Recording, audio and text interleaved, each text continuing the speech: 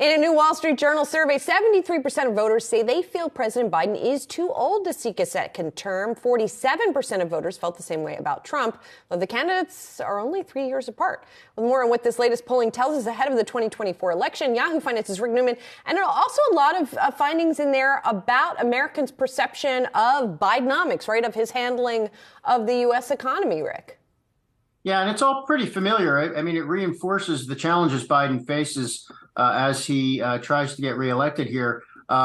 Weak numbers in terms of the economy. His overall approval rating is around under 40%, and in the aggregate of polls, it's around 41, 42%. Biden is not getting credit for the good things that are happening in the economy. The only category in this poll where his approval rating and his disapproval rating are more or less the same is on job creation. And there has been a lot of job creation under Biden, but on the economy overall, he's underwater, low approval rating on that. And, the biggest problem is inflation. That comes out in this poll, and that has just been a consistent problem for Biden. So the inflation rate is obviously down. It peaked at 9% last year, and it's now at, I think, 3.2%.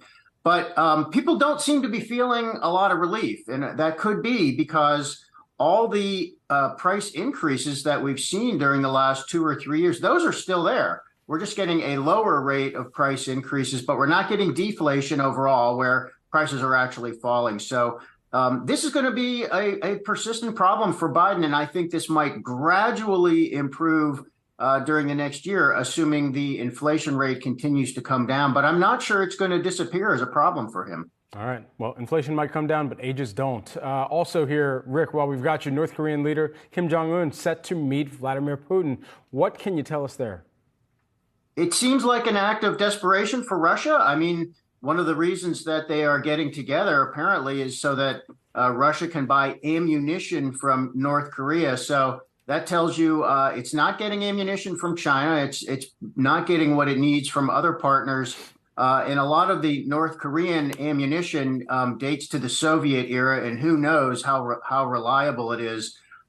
So this could be a problem. I mean, we've got interesting things happening in these alliances. We just had President Biden meeting with the leaders of Japan and South Korea. So there's a kind of a rapprochement between Japan and South Korea, an alliance forming there. So Russia may be trying to offset that to some extent.